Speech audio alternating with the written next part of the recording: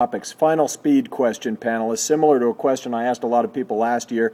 This is a very simple question, and I would like you to give me specific odds on this proposition. Will Oracle have a booth presence at SC10 next year? Jay, this is close to your heart. I want odds. Oracle at SC10 next year. I have no idea. 50-50. Peter. Oh, I'd say 10 to 1 against. It might be a flat, empty piece of concrete, nobody there to staff it. 10 to 1 against from Peter. Michael? 99% they definitely will be there. They don't want to give up their priority in the booth selection list. You can't miss a single year.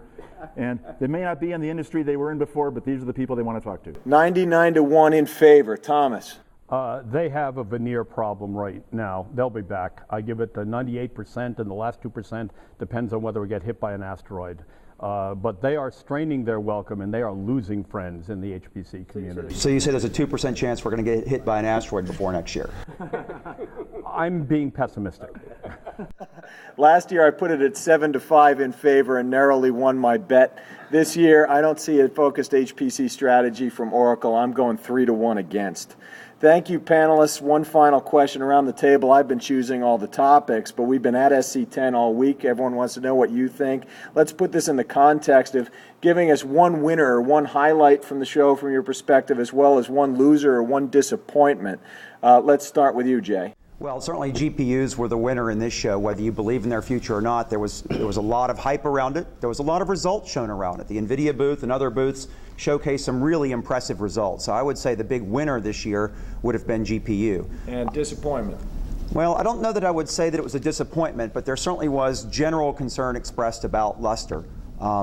I think that I actually saw lots of things that made me feel a little bit better about the near-term future, but I don't know if that was convincing to the community as a whole. I'm not sure that people really took the time to delve into what the new initiatives are doing, and they are relatively new. So you have to talk to them directly and find out who their developers are. Do they have a critical mass of developers? Do they have a plan for addressing some of the situation that's been created by the Oracle acquisition? So I think there's a perception maybe that luster is still on shaky ground, and it certainly is still on some shaky ground, but I think it looks a lot more promising than it did 3 months ago. Thomas? The highlights, it was a well-run conference. My congratulations to all the organizers and the committee. There were a lot of very good student activities. They're going out of their way to draw young people in. The field desperately needs it, and I think it was successful. Lowlights, well, first of all, I went to the Wolfe bash, and nobody knew me. and the other disappointment was that there was really nothing innovative that I saw, no imagination, nothing really compelling and interesting for me, but that reflects the field in its current position at the moment rather than any failure of the conference itself. Lack of innovation at supercomputing may be a concern. Michael? I think the details about the IBM Blue Waters and Fujitsu K system were a highlight for me. And the disappointment was the term legacy Fortran being used as a derogatory term. When your language or your platform is still in use 30 years from now, then you'll have the proud distinction of saying you've developed legacy software. Peter? Okay, a lot of it's been said. GPUs clearly mainstream. I think NVIDIA is clearly the winner in that space for now. That will change. I'm sorry, that will change? You're predicting that's going to flip? I'm not predicting it's going to flip. I think that NVIDIA is just so dominant right now, other players will come in. I wouldn't knock out Intel, I wouldn't knock out AMD. There's other things that are going to happen. Okay. HP, I mean, they've got themselves back in the top end of the top 500. Asia Pacific region as a whole, definitely.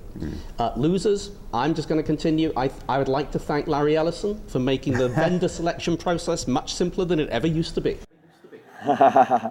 Well, thank you, panelists, for joining me on Analyst Crossfire. I personally had a great time moderating this panel and hearing the expert views from across the industry. I always enjoy the Supercomputing Conference, and I'll look forward to getting your views again next year. Thanks very much for Analyst Crossfire. I'm Addison Snell. Thanks for joining us.